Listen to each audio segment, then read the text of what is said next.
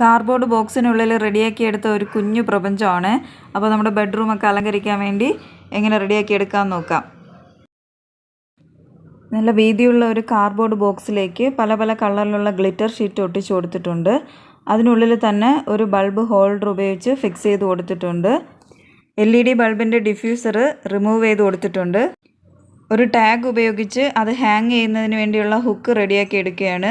അപ്പോൾ അതിൻ്റെ മുകൾ ഭാഗത്തായിട്ട് 2 ഹോൾ ഇട്ടതിന് ശേഷം ടാഗ് അതുവഴി കയറ്റി നല്ല ടൈറ്റ് ചെയ്ത് ഫിക്സ് ചെയ്യുക.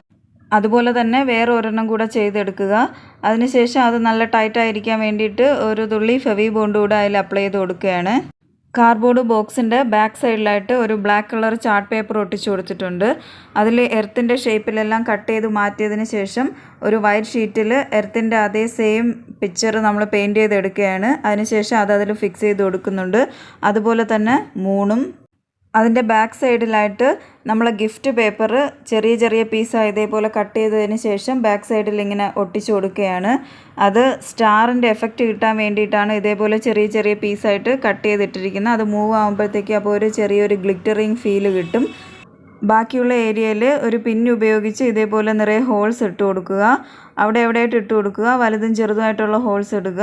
ആ സ്റ്റാർസിൻ്റെ ഒരു ഫീൽ കിട്ടാൻ വേണ്ടിയിട്ടാണ് ഇങ്ങനെ ചെയ്യുന്നത്.